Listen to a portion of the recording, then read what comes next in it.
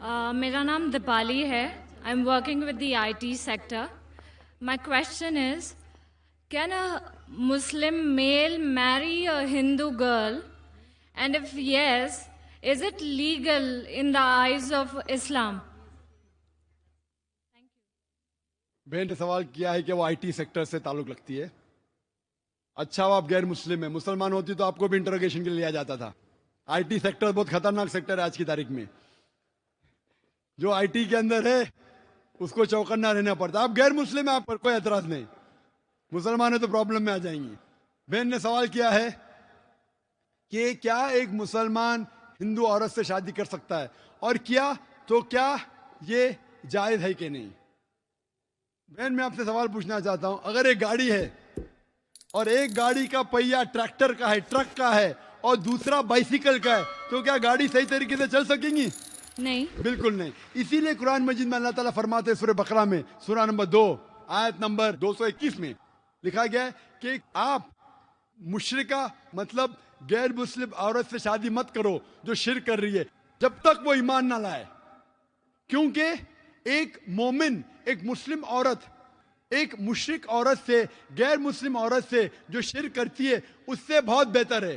चाहे वो मुस्लिम औरत झाड़ू वाली हो, बदसूरत हो, लेकिन बनिस्बत एक मुशरिका से जो औरत शिर्क करती है उससे अच्छी है. उसी तरीके से औरत को कहा गया है कि मुशरिक मर्द से शादी मत करो जब तक वो मुसलमान ना बने. और एक मुसलमान जो झाड़ू वाला है वो मुशरिक से बेहतर है. भले वो झाड़ू वाला है, वो मुशरिक कितना भी हैंडसम हो, कोई भी हो, अमिताभ बच्चन हो, लेकिन अगर वो मुसलमान है, भले झाड़ू वाला है, बदसूरत है, वो मुशरिक से बेहतर है. और वो कैसा शोर है जो जानता है, मुसलमान अगर जानता है कि वो शिर्क करके दोजख में जाएंगे, कौन मर्द अपने बीवी को दोजख में डालने की कोशिश करेगा? वो मर्द चाहेगा कि मेरी बीवी भी जन्नत में जाए. हिंदी में कहते अर्धांगिनी, इंग्लिश में कहते बेटर हाफ. तो अगर मेरा बेटर हाफ जहन्नम में जाएगा तो किस तरीके से मैं जी पाऊंगा? इसीलिए मैं भी चाहूंगा कि मेरी बेटर हाफ जन्नत में जाए. इसीलिए वो लड़की को मुसलमान बनना जरूरी है ताकि इस दुनिया में और आखिरत में भी वो सफलता पाए. Sir, I am continuing. तो अगर एक हिंदू लड़की इस्लाम को एक्सेप्ट करती है, then a Muslim male can marry her. Is that right or wrong? Can he? जैसे मैं फरमाया, कुरान मजीद में लिखा है कि अगर वो मुशरिक मुस्लिम बन जाती है, if that non Muslim accepts Islam, तो जायज है. लेकिन इस्लाम के लिए एक्सेप्ट करना चाहिए, सिर्फ नाम के लिए नहीं. इस्लाम उसे अच्छा लगता है, नाम के लिए एक्सेप्ट कर शिर्क करने लगी तो फिर मामला बहुत गंभीर है. लेकिन सही तौर पे इस्लाम पसंद करती है उसके टीचिंग्स को, उसके अहकामात को, कुरान के बारे में जितना भी उसे पता है. ये जरूरी का सब चीज जानने की जरूरत है. पसंद आती है, करे तो बेशक वो उससे शादी कर सकता है. तो अगर नॉन मुस्लिम लड़की इस्लाम एक्सेप्ट करती है, so that marriage will be legal in the eyes of Islam? बिल्कुल सही. इस्लाम के हालत से भी, दुनियावी एतबार से और हिंदुस्तानी हालत से भी बिल्कुल जायज है. Thank you sir.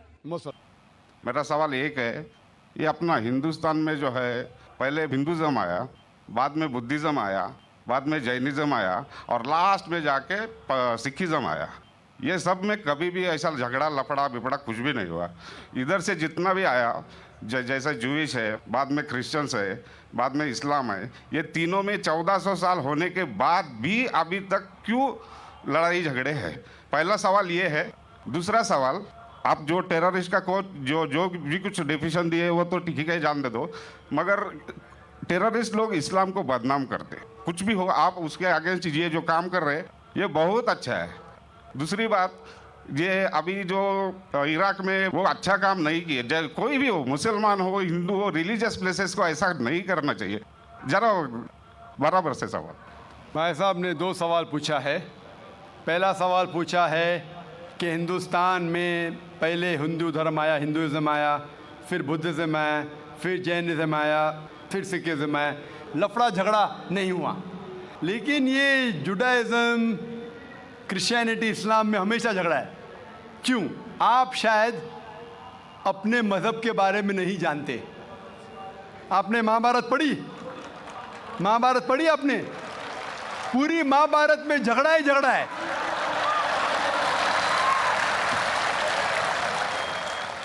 बाकी मजहब के नहीं, अपने आपस में। अगर आप पढ़ते महाभारत, जो एक स्मृति है जो मैं पढ़ चुका हूं, उसके अंदर कजिन्स, रिश्तेदारों के बीच पांडव 5 और कौरव 100 झगड़ा होता है। महाभारत में झगड़े के बारे में जितने वर्सेस है, कुरान मजीद से कई गुना ज़्यादा। अगर गिनेंगे हम, कुरान मजीद गिनेंगे कितने वर्सेस है, महाभारत में कई ज़्यादा है। और जब आप भगवत गीता पढ़ते हैं, भगवत गीता महाभारत का एक हिस्सा है, 18 चैप्टर्स है। भीष्म पर्व के चैप्टर नंबर 25 to 42 को कहते हैं भगवत गीता। और भगवत गीता सबसे ज़्यादा पढ़ी जाने वाली किताब है हिंदू मज़हब में। और यहाँ ये भगवत गीता श्री कृष्ण राय दे रहे, सलाह दे रहे, सजेशन दे रहे, एडवाइस दे रहे अर्जुन को।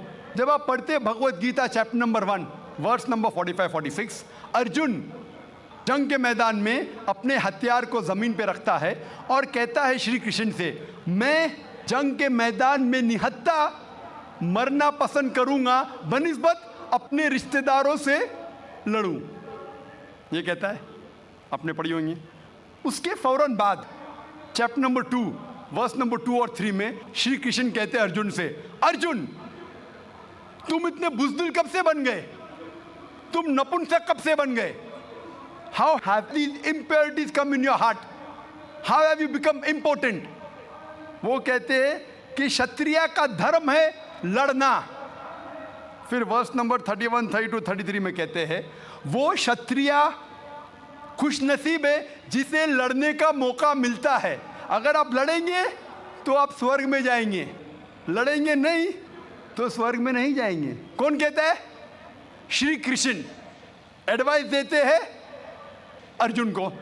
अगर मैं कहूँगा कि आपके श्री कृष्ण कहते हैं कि रिश्तेदारों का कत्ल करो, ये शैतानी हरकत है। अगर मैं कहूँगा कि आपके हिंदू मज़हब की किताब में सिखाया जाता है कि रिश्तेदारों का कत्ल करो, ये शैतानी हरकत है। वो हिंदू मुझसे कहता है लेकिन ये जंग है हक और बातिल के दरमियान। मैं बोला कुरान मजीद में भी वही लिखा है, हक और बातिल के दरमियान। मैं जानता हूँ हिंदू मज़हब में ये नहीं लिखा है कि रिश्तेदार कत्ल करो, लेकिन हक के लिए लड़ना भी पड़े, नो प्रॉब्लम। चाहे वो आपके रिश्तेदार हो, चाहे वो आपके वालिदैन हो, नो प्रॉब्लम। तो ये श्री कृष्ण कहते अर्जुन से। और जो क्रिटिक्स ऑफ इस्लाम उछालते मोहम्मद सल्लल्लाहु अलैहि वसल्लम की हदीस को, सही बुखारी की जिल्द नंबर 4 हदीस नंबर 46 किताब जिहाद में अल्लाह के रसूल कहते कि जो भी मुजाहिद जिहाद के लिए जाता है, अगर उसका कत्ल होता है तो वो जन्नत पे जाता है, अगर वो जिंदा वापस लौटता है तो उसे इस दुनिया का माल मिलता है। अक्सर क्रिटिक्स इंक्लूडिंग अरुण शूरी इस हदीस को उछालता है, कहते कैसा मज़हब है, लड़ने को कहता है, मर जाते लड़ाई में तो जन्नत मिलती है, वरना इस दुनिया की दौलत। अगर आप भगवत गीता पढ़ेंगे चैप्टर नंबर 2 वर्स नंबर 37, उसमें श्री कृष्ण कहते हैं अर्जुन से, अर्जुन उठो और लड़ो। अगर आप मर जाएंगे, कत्ल हो जाएगा, आप जाएंगे स्वर्ग में। अगर जिंदा वापस लौटेंगे तो दुनिया की दौलत मिलेंगी। हू बहू जो सही बुखारी में मोहम्मद सल्लल्लाहु अलैहि वसल्लम ने कहा, वही कहते श्री कृष्ण अर्जुन से। मुझे लगता है कि अरुण शूरी ने भगवत गीता पढ़ी नहीं। अगर पढ़ी होती तो इस्लाम के खिलाफ नहीं लिखते। तो आपको सही जानने के लिए दोनों किताबों का मुताला करना पड़ेगा। आप कह रहे हिंदुइज्म आया, बुद्धिज्म आया, अशोका क्या किया? लाखों लोगों को मारा। आप बोलते कत्ल हुआ ही नहीं, आप शायद भूल गए, आपने हिंदुस्तान की तारीख पढ़ी ही नहीं। तो हिंदुस्तान की तारीख आप पढ़ेंगे, यहाँ भी कई लाखों लोगों का कत्ल हुआ है। ना ही सिर्फ महाभारत के अंदर लिखा है, आप देखेंगे अशोका फिर वो दुनिया को त्याग करता है और फिर वो संत साधु बन जाता है, लेकिन पहले तो कत्ल किया किसने? तो आप देखेंगे हिस्ट्री में यहाँ भी कत्ल हुआ, जुडाइज्म में भी है, क्रिश्चियनिटी में भी है, इस्लाम में भी है। जहाँ भी आप देखते कुछ जगह जो झगड़ा हुआ, लड़ाई हुई, वो हक और बातिल के दरमियान, सही है। और कई जगह आप देखेंगे मासूम लोगों का कत्ल किया गया। आप जानते हैं in the history of the world, in the name of religion, मज़हब के नाम पे जो सबसे ज़्यादा कत्ल किए वो क्रूसेडर्स ने, ईसाईयत के नाम पे लाखों लोगों को कत्ल किया ईसाईयत के नाम पे। अगर आप देखेंगे एक शख्स जिसने सबसे ज़्यादा कत्ल किया दुनिया में, कौन है? सबसे ज़्यादा कत्ल किसने किया दुनिया में? हिटलर। हिटलर जूस का कत्ल किया, 6 मिलियन, कितने? 60 लाख लोगों का कत्ल किया। मैं ये नहीं कह सकता हूँ कि ईसाईयत गलत है। अगर हिटलर ने 60 लाख यहूदी का कत्ल किया, मैं ये नहीं कह सकता हूँ कि ईसाईयत और बाइबल ये सिखलाती है। मैं बाइबल पढ़ा हूँ, क्योंकि हिटलर ने 60 लाख यहूद का कत्ल किया, हम ईसाईयत को दोष नहीं दे सकते। लेकिन मैं जानता हूँ कि ईसाईयत के नाम पे जो होली वॉर कहा जाता है, क्रूसेडर्स ने हज़ारों लोग को अपने सिर्फ मज़हब को कन्वर्ट करने के लिए लाखों लोग का कत्ल किया। तो आप देखेंगे कई तारीख है, हिंदुस्तान में है, हिंदुस्तान के बाहर भी है, हिंदुइज़्म में भी है, बुद्धिज़्म में भी है, आप देखेंगे क्रिश्चियनिटी में भी है, इस्लाम में भी है। लेकिन जब टकराव होता है हक और बातिल का, तो हक के लिए बातिल के खिलाफ हमें लड़ना ज़रूरी है। तो ये आपकी गलतफहमी है। आपका दूसरा सवाल, क्या टेररिस्ट लोग ने, कुछ टेररिस्ट लोग ने इस्लाम को बदनाम किया है, और आपने कहा कि हम अच्छा काम कर रहे हैं, हक को फैला रहे, अमन को फैला रहे। आप कहते हैं, कुछ हद तक सही कहते, जैसे मैंने कहा कि जो मीडिया जिसे टेररिस्ट कहती है, वो टेररिस्ट कौन से टेररिस्ट है वो हमें जानना ज़रूरी है। कौन से टाइप के टेररिस्ट है, कि वो जो लोग जो गलत काम कर रहे हैं उनके दिल में दहशत पैदा करे तो सही किस्म के टेररिस्ट है। जैसे भगत सिंह टेररिस्ट था लेकिन अच्छा था। उस तरीके से अगर कोई मुसलमान गलत लोगों के साथ लड़ रहे हैं हक के लिए तो सही है। लेकिन मैं ये भी जानता हूँ कि there are black sheep in a community. कुछ मुसलमान सिर्फ नाम के लिए, और अक्सर लोग समझते, ना ही गैर मुस्लिम, मुसलमान भी समझते हैं, वो जिहाद क्या समझते हैं? अगर कोई भी मुस्लिम किसी वजह से लड़ रहा है, चाहे वो ज़ाती फ़ायदे के लिए हो, चाहे वो नाम के लिए हो, चाहे पैसा के लिए हो, चाहे ज़मीन के लिए, उसे कहते हैं जिहाद। ये गलत फहमी है। जिहाद की माने ये नहीं कि कोई भी मुसलमान कोई भी जो जंग करता है, चाहे ज़ाती फ़ायदे के लिए हो, चाहे नाम के लिए हो, पैसे के लिए हो, ज़मीन के लिए हो, उसे जिहाद नहीं कहते। जिहाद आता है लफ्ज़ जहादा से, means to strive, to struggle. जिहाद इस्लामिक टर्मिनोलॉजी में to fight against one's own evil inclination, हमारी खुद की गलत नफ्स से झगड़ना, जिहाद करना, उसे कहते हैं जिहाद। माशरे को सुधारना को कहा गया है जिहाद। जंग के मैदान में सेल्फ डिफेंस में लड़ना, उसे कहा गया जिहाद। तो मीडिया इसे गलत फैला रही है। अगर आप जानना चाहते हैं कि सही में टेररिस्ट कौन है जो सही तौर पे मासूम लोग के दिल में दहशत पैदा कर रहा है, नंबर 1 टेररिस्ट आज की तारीख में, पुरानी बात छोड़ दीजिए, आज के तारीख में मासूम लोगों के दिल में दहशत पैदा कर रहा है, मेरे हिसाब से नंबर 1 टेररिस्ट है जॉर्ज बुश। आप जानते हैं कि सबसे ताकतवर मुल्क यूएसए, सबसे कमज़ोर मुल्क अफगानिस्तान पे बम फेंक रहा है। ये क्या मर्दानगी है क्या? इसे मर्दानगी कहते हैं। बम फेंक रहा है ऊपर से, और हम देखते हैं किसके लिए इल्ज़ाम लगाते बिन लादेन पे। मैं बिन लादेन का दोस्त नहीं हूँ, मैं ये नहीं कहता हूँ बिन लादेन अच्छा है क्या बुरा है। ओसामा बिन लादेन को मैं मिला नहीं हूँ, मैं जानता भी नहीं हूँ, तो ये मैं नहीं कहता हूँ कि ओसामा बिन लादेन टेररिस्ट है क्या नहीं। लेकिन अगर मान भी लो, जितने प्रूफ है सब गलत है। अफगानिस्तान बोलती है यूएसए से, आप हमको प्रूफ दो, वो प्रूफ देते मुशर्रफ को, टोनी ब्लेयर को। प्रूफ मांग रहे अफगान लोग, दे रहे मुशर्रफ को, टोनी ब्लेयर को। ये किधर का इंसाफ है? क्योंकि उनके पास प्रूफ है ही नहीं। अगर मान भी लो बहस के तौर पे, फॉर सेक ऑफ आर्ग्यूमेंट, अगर एक शख्स ने ऐसा गलत काम किया, आप एक शख्स के लिए क्या सारे देश के ऊपर बम डाल सकते? 1000 लोग का कत्ल कर रहे, क्या हक है उनको? फिर जाते इराक के पास 1000 लोग को मारते। मैं ये नहीं कहता सद्दाम हुसैन अच्छा इंसान है, मैं ये नहीं कहता हूँ, मैं जानता हूँ काफ़ी गलतियाँ की, लेकिन जो इराकी लोग सद्दाम हुसैन के टाइम पे जो उनको तकलीफ हो रही थी, अभी उससे कई ज़्यादा हो रही है, कई ज़्यादा। कौन कर रहा है? George Bush. ये तो मैंने 5 साल पहले कहा था ऑस्ट्रेलिया में, जब मुझे अमेरिकन कॉन्सुलेट ने पूछा था सवाल कि do you consider Osama bin Laden terrorist, तो मैंने उस वक्त कहा था, चंद महीने बाद, 2-3 महीने बाद, 11 सितंबर के बाद, I consider number 1 terrorist to be George Bush, और हेडलाइंस में आया था।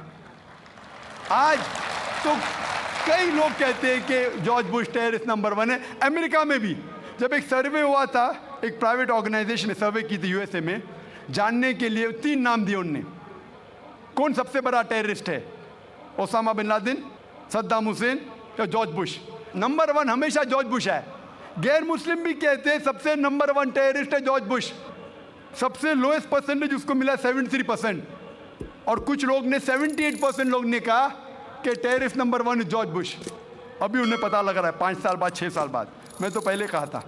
तो आप मुझसे पूछेंगे कि ये मीडिया ऐसे लोग को लेके उछाल रही है और मीडिया बदनाम कर रही, जो हालात हो रही है, कोई भी मजहबी, चाहे टेम्पल हो, चाहे चर्च हो, चाहे मस्जिद हो, कुरान में लिखा है उसको डिस्ट्रॉय नहीं करना चाहिए। कोई भी, कुरान की आयत है, do not destroy temples, churches, places of worship, गलत है, तो कुरान में भी लिखा है। तो कोई भी शख्स ये करता है, टेम्पल या मस्जिद या मोनेस्ट्रीज या सिनेगॉग्स को तोड़ता है, तो ये इंसानियत के खिलाफ है और कुरान मजीद के खिलाफ भी है। Hope that answers the question. Myself Anurag Jain, और मैं एक स्टूडेंट हूँ। ज़्यादा तो मैं नहीं जानता इस्लाम के बारे में, लेकिन जैसा आपने कहा तो मुझे ऐसा लगता है कि अल्लाह बहुत दयावान है, जो इंसानों पर और हर जीव पर यानी जानवर पर भी बहुत दया करता है। अब मेरा सवाल, मैं आपकी इस बात से बहुत सहमत हूं कि किसी भी इंसान का कत्ल करना इंसानियत का कत्ल करना है, और मैं ये भी मानता हूं कि इस्लाम धर्म दया धर्म है और इंसानियत का धर्म है। आपने कहा किसी भी इंसान का कत्ल करना इंसानियत का कत्ल करना है। क्या किसी जीव, किसी जानवर का कत्ल करना कहीं किसी मायने में दया और इंसानियत का कत्ल करना तो नहीं है?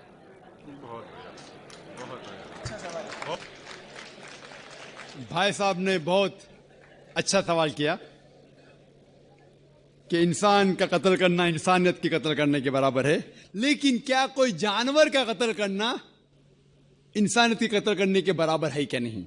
और ये सवालात आप अगर पढ़ेंगे तो गलत फहमिया के नंबर 6 नंबर आता है गलत फहमिया में, कि लोग एतराज करते हैं कि इस्लाम क्यों जानवर खाने की इजाजत देता है, मांस खाने की इजाजत क्यों देता है। कई गैर मुस्लिम एतराज करते कि इस्लाम एक बहुत जल्लाद रिलीजन है। भाई साहब नहीं कह रहे, लेकिन बाकी लोग कहते कि एकदम मर्सीलेस रिलीजन है, धर्म है, जो जानवर का कत्ल करने के लिए कहता है। जवाब में ये कहना चाहूंगा भाई साहब कि एक मुसलमान अगर वो चाहे तो प्योर वेजिटेरियन, प्योर शाकाहारी रह के भी अच्छा मुसलमान रह सकता है। मांस खाना इस्लाम में फर्ज नहीं है, मांस खाना इस्लाम में फर्ज नहीं है।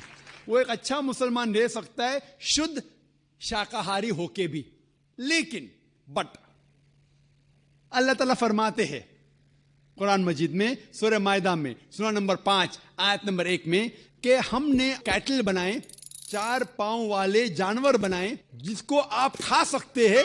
सिर्फ वो जानवर जिसके हमने नाम लिए उसको मत खाओ, जो आपके लिए हराम है। उसके अलावा आप सब जानवर खा सकते हैं। कुरान में लिखा है सूरह नहल में, सूरा नंबर 16 आयत नंबर 5 में, कि हमने आपके लिए कैटल बनाए, भेड़ बकरियां बनाए, तो कि आप उसका गोश्त खा सके। कुरान में जिक्र है सूरह मोमिनीन में, सूरा नंबर 23 आयत नंबर 21 में, कि आप भेड़ बकरियों के गोश्त खा सकते। और कई आयतें हैं। हम पहले ये जान ले कि मेडिकल साइंस आज ये कहती है कि इंसान के जिस्म में हमको अमाइनो एसिड की जरूरत है, 22 अमाइनो एसिड की जरूरत है। इसमें से 8 अमाइनो एसिड जिस्म में पैदा नहीं होते, बाहर के खाने से लेना लाजिम है। और कोई भी वेजिटेबल फ्रूट, कोई भी घास फूस, कोई भी फल में ये 8 के 8 अमाइनो एसिड है ही नहीं, लेकिन मांस में है और मच्छी में है, हाई लेवल ऑफ प्रोटीन है। high level of protein is present in the meat and in the fish. It is nutritious. Vitamin के है और आयरन भी है. अगर आप देखेंगे, अगर आप तहकीक करेंगे कि जो जानवर जो सिर्फ घास फूस खाते हैं, मिसाल के तौर पे गाय, भेड़, बकरी, उनके दांत को आप देखेंगे, उनके दांत चपटे हैं. Herbivorous set of teeth. वो सिर्फ घास खा सकते, मांस खा ही नहीं सकते. अगर आप उन जानवरों के दांत देखेंगे जो मांस खाते हैं, carnivorous animal like tiger, leopard, lion, शेर बब्बर, चीता, इनके दांत देखेंगे तो इनके नोकीले दांत है, कैनाइन सेट ऑफ टीथ. वो सिर्फ मांस खाते, घास फूस खा ही नहीं सकते. अगर आप जाके आईने में और हम लोग जाके आईने में देखेंगे अपने दांत, इंसान के दांत चपटे भी है, नोकीले भी है. अगर खुदा चाहता था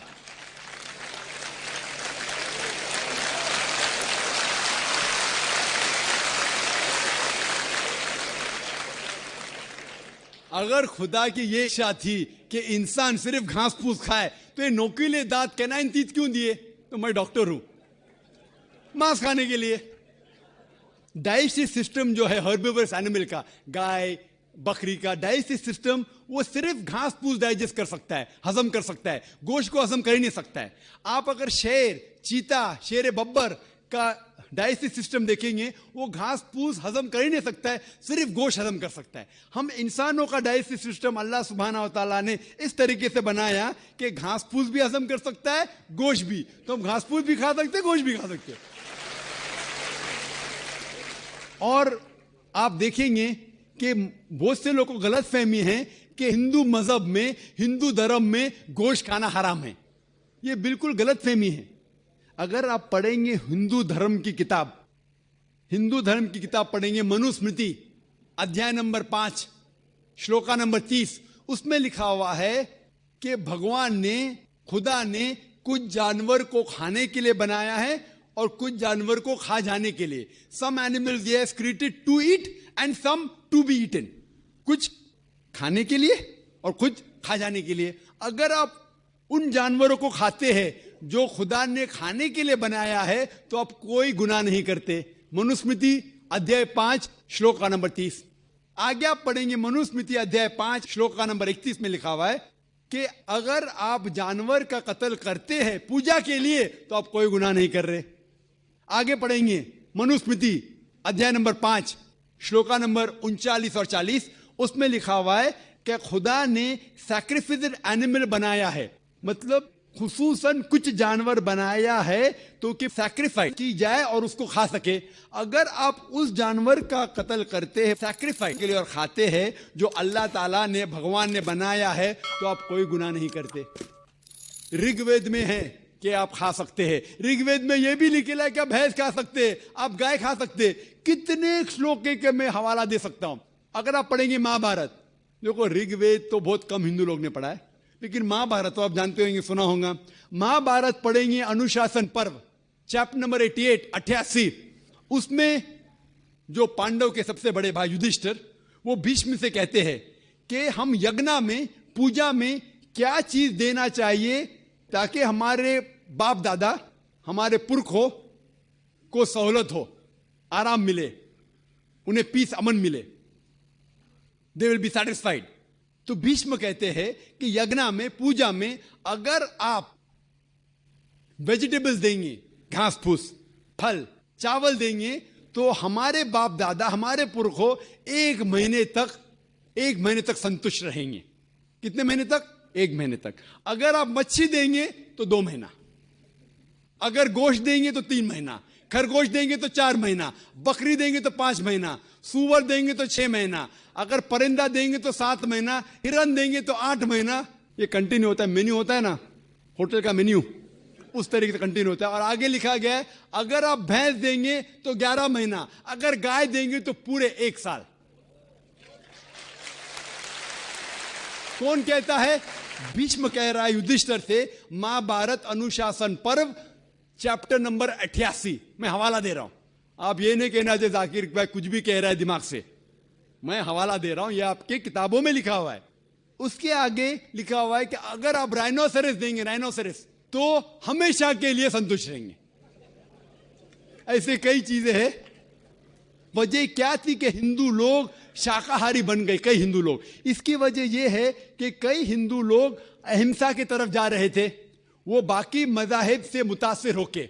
मिसाल के तौर पे जैनिज्म में है कि आपको जानवर नहीं खाना चाहिए, और अगर उनसे पूछेंगे क्यों नहीं खाना चाहिए तो वो कहते किसी भी जीव की हत्या करना गलत है। और भाई साहब भी मुंडी हिला रहे, मैं भी इसको मानता हूं। अगर कोई भी इंसान बिना किसी जीव की हत्या किए जी सकता है तो मैं नंबर 1 हूंगा, number 1। Doctor Zakir Naik number 1 होंगे, क्योंकि मैं डॉक्टर हूं, मैं जानता हूं। लोग कहते हैं कि जानवर को खाना मतलब जीव की हत्या करना। ये पहले जमाने के अंदर जब साइंस टेक्नोलॉजी नहीं बढ़ चुकी थी तो उस टाइम लोग शायद इसे मानते थे।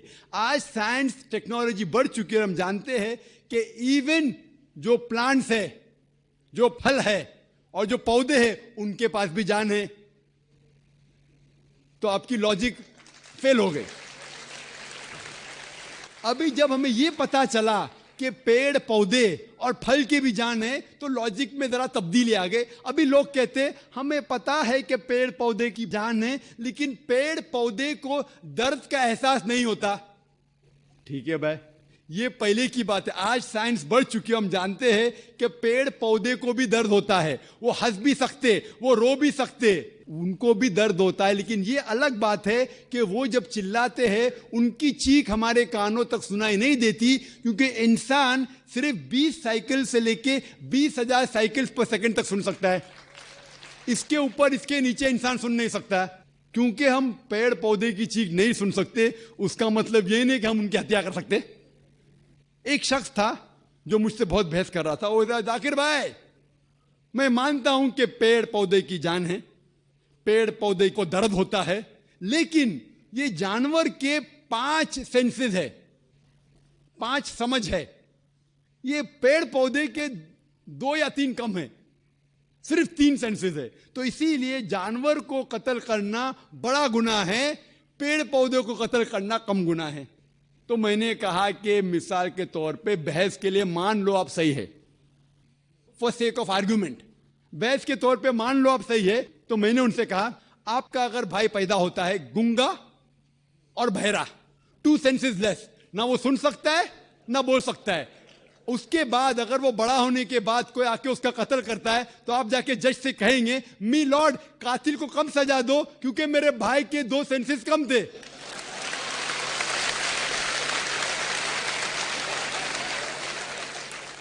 आप तो उल्टा ये कहेंगे कि मेरा भाई तो मासूम था, वो गूंगा था, सुन भी नहीं सकता था, बोल भी नहीं सकता था, उसको डबल सजा दो।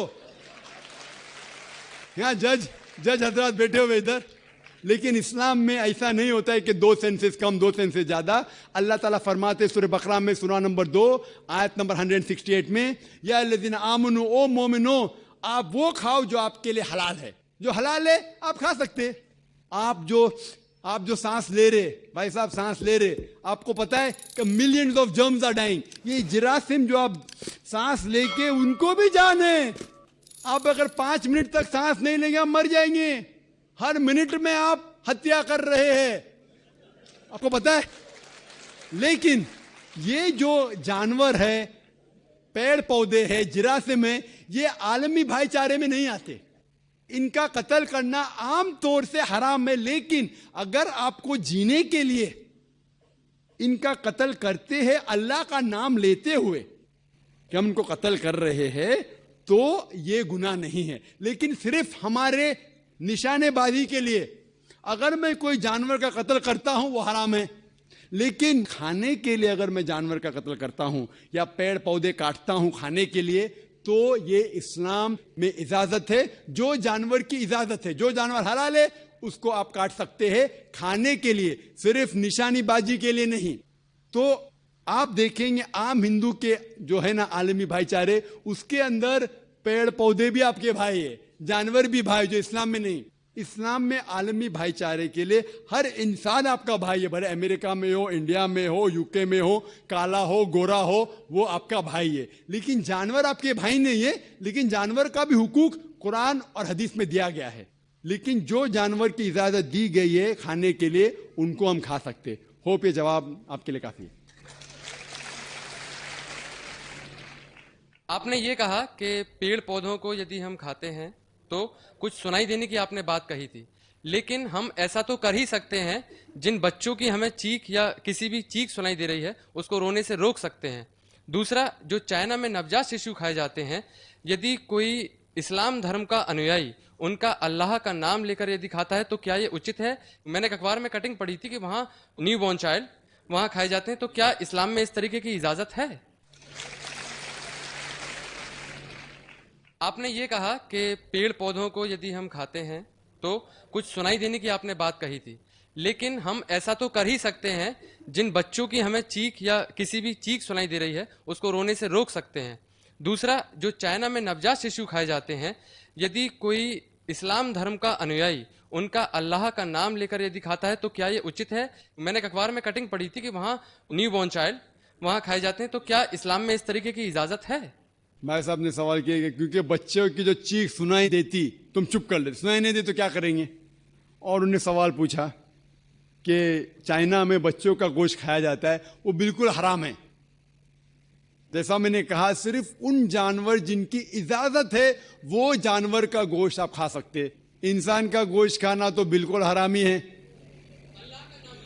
किसका भी नाम लो, किसका भी नाम लो, अल्लाह का नाम लेके सूअर भी खाना हराम है।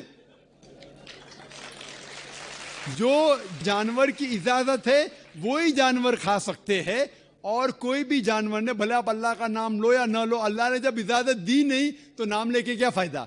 और आपका जो पहला सवाल था कि बच्चों की चीख सुनाई देती तो चुप करते हैं, नहीं सुनाई दी तो क्या करेंगे? अगर बच्चा गूंगा है तो क्या करेंगे? आप उसको दूध नहीं देंगे? गूंगे बच्चे को क्या करेंगे आप? और उसको तवज्जो देंगे कि उसकी चीख सुनाई नहीं देती तो इसीलिए मैं और तवज्जो दूंगा कि दूध टाइम पे मिले। वो जिसको चीख सुनाई देती है दूध नहीं मिला तो रोएगा, तो मुझे मालूम पड़ेगा। तो माँ गूंगे बच्चों की और तवज्जो करेंगे, इसीलिए आपको पेड़ पौधे की तवज्जो और देना चाहिए क्योंकि आपको चीख सुनाई नहीं देती। जी दोस्तों, उम्मीद करता हूँ आप लोगों ने डॉक्टर ज़ाकिर नाइक साहब की ये वीडियो देख ली होगी और आप लोगों को पसंद भी आ चुकी होगी। इस्लाम एक मुकम्मल ज़ाब्ते हयात है। हर पहलू के बारे में इस्लाम के तालीमात है, चाहे वो मियाँ बीवी का रिश्ता हो, चाहे वो माँ बाप का रिश्ता हो, चाहे वो हमसाए हो, तो जो भी पहलू है इस्लाम के उसके बारे में तालीमात है। और जब तक इंसान उन तालीमात के मुताबिक चलता है उन्हें कोई परेशानी लाहिक नहीं होगी, कोई मसला लाहिक नहीं होगा, कोई मुसीबत, कोई टेंशन, ठीक है ना। तो जो मियाँ बीवी का रिश्ता है ये बहुत करीब का रिश्ता है, और सिर्फ ये दो फर्द इकट्ठे नहीं होते, मर्द और औरत, बल्कि ये दो ख़ानदान है, दो नस्ल है, वो इकट्ठे होते हैं और उनसे एक नस्ल तैयार होता है, वजूद में आता है, ठीक है ना। तो उसके लिए इस्लाम ने जो तालीम दी है, रहनुमाई दी है, वो ये है कि एक मुसलमान मर्द वो मुसलमान औरत के साथ शादी करेगा, ठीक है ना। कब? तब उसकी जो रिश्ता है और जो उसकी मंजिल है वो सही चलेगा, ठीक है ना। लेकिन अगर वो गैर मुस्लिम मुशरिका औरत से शादी करेगा ये मर्द, तो उनका जो गाड़ी है ये सही नहीं चलेगा। जैसे कि एक ट्रक होता है और जो है ना एक पहिया उसकी मोटरसाइकिल का हो या साइकिल का हो तो ये ट्रक चल सकता है, ठीक है ना। चारों पहिए ये ट्रक के होने चाहिए, ठीक है ना। लेकिन अगर एक पहिया कार का हो, एक साइकिल का हो, ठीक है ना, तो ये ट्रक नहीं चल सकता। इसी तरीके से मुसलमान और जो है ना इनकी जो रिश्ता है, एक मुसलमान मर्द हो और इसकी जो बीवी है अगर वो गैर मुस्लिमा हो तो फिर इनका ये रिश्ता सही नहीं चल सकता। और कुरान के अंदर भी ये है कि आप शादी नहीं कर सकते, ठीक है ना। इनसे ख़ानदान वजूद में आ जाते हैं। मर्द की नज़रिया और होगा, बीवी की जो नज़रिया है और होगी, ठीक है ना। तो इस तरीके से इनका जो रिश्ता है वो सही तरीके से नहीं चलेगा। तो कुरान के अंदर अल्लाह रब्बुल इज़्ज़त फरमाते हैं फ़न्किहू मा ताब लकुम मिनन निसाइ मसना व सुलासा व रुबा, कि आप निकाह कर सकते हो, चाहे एक कर लो, दो कर लो, तीन कर लो, चार कर लो, अदल और इंसाफ की रियायत करते हुए आप कर सकते हो। लेकिन किसके साथ? मोमिना के साथ, मोमिना के साथ आपने मोमिन खातून को ढूंढनी है, उनके साथ आपने शादी करनी है, क्योंकि इस नज़रिया, ये इस्लाम, एक अल्लाह को मानना, उनके हुक्मों के मुताबिक चलना, ये बहुत ज़रूरी है। इंसान की ज़िंदगी तब खुशगवार रहती है जब वो अल्लाह के हुक्मों के मुताबिक चलता है, और जो बुनियादी अहकामात है जिसकी वजह से बंदा मुसलमान बनता है, मोमिन बनता है, वो तो ज़रूरी है, ठीक है ना। अक़ीदा, एक अल्लाह को मानना, अल्लाह के हुक्मों को मानना, आखिरी नबी को मानना, इनके ऊपर जो किताब नाजिल हुई है उनको मानना, तो ये ज़रूरी है। और इस नज़रिए को कि बुत परस्ती हराम है, बुत के सामने सजदा करना हराम है, ठीक है ना, इन चीज़ों से बचना ये ज़रूरी है, तब इंसान एक मोमिन मुसलमान बन सकता है। वरना अगर ये गलत अकायद भी हो और मियाँ बीवी का रिश्ता हो, तो उनके ऊपर इस नज़रियात, ये जो इनकी नज़रियात हैं, इनके नस्ल के ऊपर असर करेंगी, इनका नस्ल तबाह होगा, बर्बाद होगा। इसीलिए जिन भाइयों ने इस्लाम को सही स्टडी नहीं की है, वो स्टडी कर ले, मुताला कर ले, माहिरीन से पूछ ले। एक तो ये है कि मैं आपको कहूँ कि भाई इस्लाम को फॉलो कर लो, इसके मुताबिक चलो, नहीं, बल्कि इनकी जो माहिरीन है उनसे पूछ लो, इनसे सवाल कर लो कि आया इसके मुताबिक मैं चल सकता हूँ या नहीं, मेरे लिए कामयाबी इसमें है या नहीं। वो आपको बताएंगे कि बिल्कुल, अगर आप कामयाबी चाहते हो, आप इस्लाम के मुताबिक ज़िंदगी गुजारना शुरू कर दे, आपको कामयाबी मिलेगी, दुनिया में भी और आखिरत में भी अल्लाह रब्बुल इज़्ज़त आपको कामयाबियाँ अता फरमाएंगे। तो उम्मीद करता हूँ आप लोगों को डॉक्टर ज़ाकिर नाइक साहब की ये वीडियो पसंद आ चुकी होगी। अगर आप लोग चैनल पर नए हैं तो प्लीज़ चैनल को सब्सक्राइब कर लें, वीडियो को लाइक कर लें, अपने दोस्तों के साथ उन्हें ज़रूर शेयर कीजिए। मिलते हैं इंशाल्लाह नेक्स्ट वीडियो में, तब तक के लिए इजाज़त चाहता हूँ। अस्सलामु अलैकुम।